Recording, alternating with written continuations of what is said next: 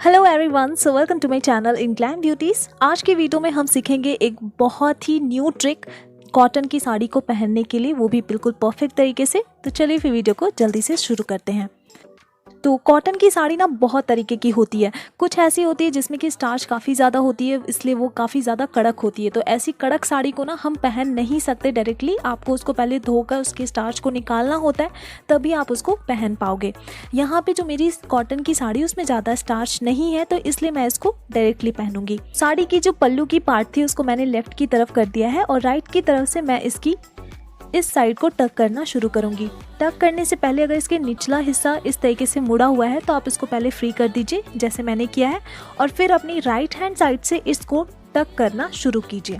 मैंने यहाँ पे शेप वेयर वाला पेटीकोट पहना है, लेकिन अगर आप डेली वेयर के लिए कॉटन की साड़ी पहनना चाह रहे हो तो आप कॉटन का ही पेटीकोट यूज़ कीजिएगा, क्योंकि ये जो पेटीकोट है शेप वेयर वाली वो ज़्यादा लॉन्ग टाइम के लिए कंफर्टेबल नहीं रहेगी।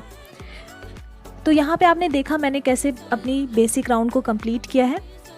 एक बार आपको अपनी राइट की साइड पे टक करना, फिर इसको खींचते हुए, टाइट खींचते हुए आपकी अपनी राउंड को कंप्लीट करना है। अब यहाँ पे आपका जो एंड पार्ट होगा, यानी कि आपका पल्लू का हिस्सा, हम इसमें बनाएंगे इस तरीके से प्लीट्स। देखिए मैं आपको काफ़ी आसान तरीका सिखाऊंगी, बिगनर्स मेरे हमेशा ही ध्यान में रहते हैं। तो देखिए इसमें क्या करना है, आप पहले दोनों ही साइड की ऊपर नीचे की जो बॉर्डर है आप उसको पहले अपने हाथों में पकड़ लीजिए। अब यहाँ पे आप इस तरीके से इसको फोल्ड कीजिए अपनी दोनों हाथों से कि आपका जो पहला बॉर्डर जो है वो आपकी राइट की तरफ होनी चाहिए और जो लास्ट वाली बॉर्डर है वो आपकी लेफ्ट की तरफ घूमी हुई होनी चाहिए। अब कोई भी क्लिप या फिर आप क्लचर का इस्तेमाल कीजिए, इसको कहीं पे अटका दीजिए अपनी ब्लाउज़ में, और फिर इसके नीचे वाले हिस्से को आप अपने दोनों हाथों का इस्तेमाल करते हुए इसमें प्लीट्स बनाना शुरू कीजिए। तो यहाँ पे इस टेक्निक में आपको एक चीज़ ध्यान रखना है, जो कि है आपका जो पीछे वाला हाथ है ना, वहाँ से जब आप प्लीट को लोगे तो फैब्रिक को आप कोशिश कीजिएगा कि नीचे की तरफ आप बिल्कुल स्ट्रेटली खींचिए। अगर आप नहीं खींचोगे टाइटली तो होगा ये कि आपका जो पल्लू का एंड होगा वो ऊपर नीचे हो जाएगा, बराबर नहीं आएगा। तो इसीलिए हम इसमें इसकी एंड को बराबर करने के लिए फैब्रिक को यहाँ पे खींचते हुए चलेंगे। अब देखिए लास्ट में अगर मान लीजिए आपका प्लीट ज़्यादा चौड़ा हो रहा है तो यहाँ पे आप अपनी लास्ट की जो सेकेंड वाली प्लीट होगी उसको और अपनी लास्ट की प्लीट को आप बराबर चौड़ाई में रख सकते हो। यहाँ पे जब प्लीट बन जाएगी तो मैंने जो कपड़े सुखाने की क्लिप लगाई थी उसको अब मैं अपनी ब्लाउज से हटा के उस हिस्से पे लगा दूंगी, और फिर जो थोड़ा सा हिस्सा हमने अटकाया था इसको भी हम यहाँ पे सेट करते हुए चलेंगे।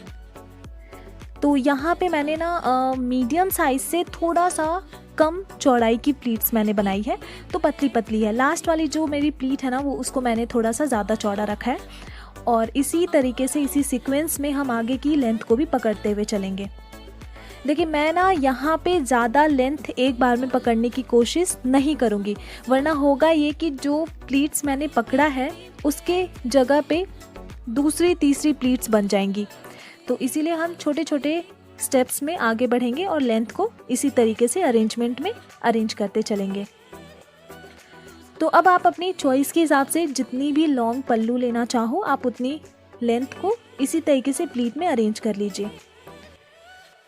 कॉटन साड़ी को पहनना जितना मुश्किल होता है ना उतना ही आसान इसको कैरी करना रहता है, क्योंकि इसकी जो प्लीट होती है उनको उनकी जगह पे बैठाना बहुत इजी होता है।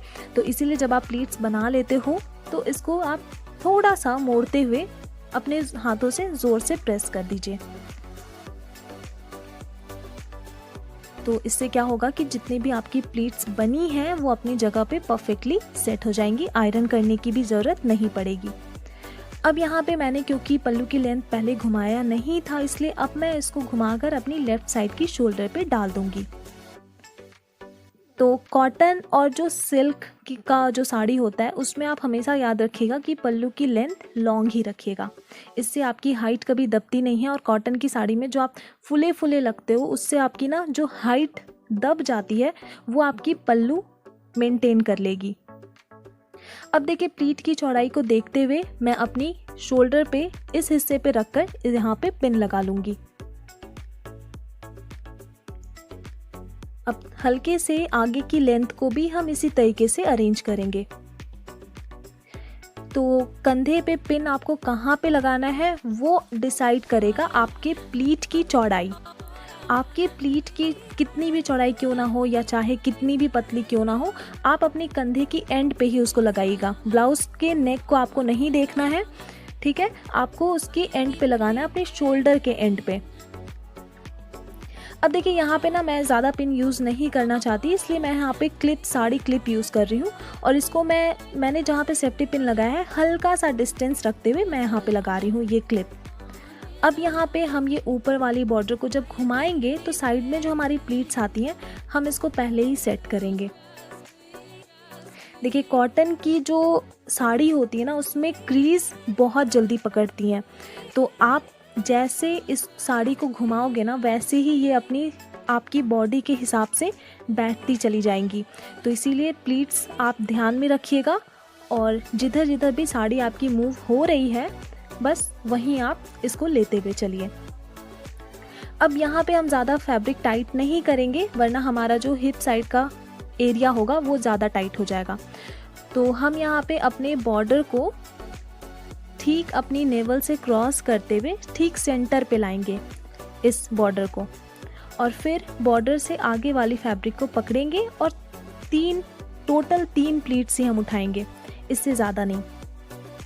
अब यहाँ पे प्लीट्स उठाने के बाद पिन लगाने से पहले हम यहाँ से पूरी फैब्रिक रिमूव करेंगे और हल्का सा इसको हम लेफ़्ट की तरफ घुमाते हुए पहले तो जितनी प्लीट्स हमने बनाई हैं उसको हम सेट करेंगे।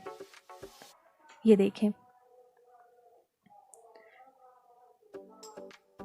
अब जब ये सेट हो गई है तो इसको हम हल्का सा टाइट करेंगे और फिर अपनी राइट साइड की लेग के तरफ ले जाकर एक सेफ्टी पिन से सिक्योर करेंगे। यहाँ पे आप सेफ्टी पिन किस तरीके से लगा रहे हो ये भी बहुत मैटर करता है।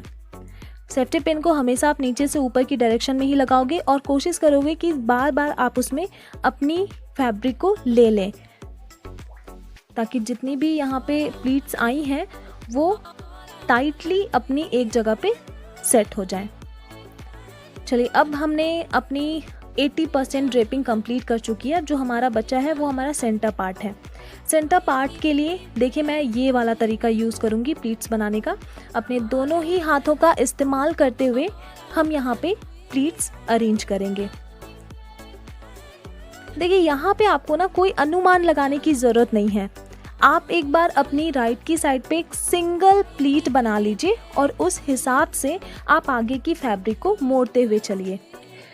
तो यहाँ पे सेंटर प्लीट जो आप बनाते हो वो केवल और केवल आपकी राइट की फर्स्ट प्लीट और आपकी लेफ़्ट की लास्ट प्लीट पे काफ़ी ज़्यादा ही फोकस रहती है, ठीक है।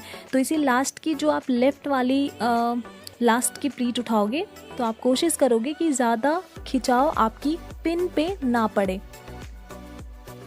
अब यहाँ पे जब सभी प्लीट्स बन गई हैं तो हम आगे के हिस्से को ही पकड़ लेंगे, क्योंकि जैसे हमने जो तरीका हमने यूज़ किया है उससे तो पीछे वाले हिस्से हमने पकड़ रखे थे।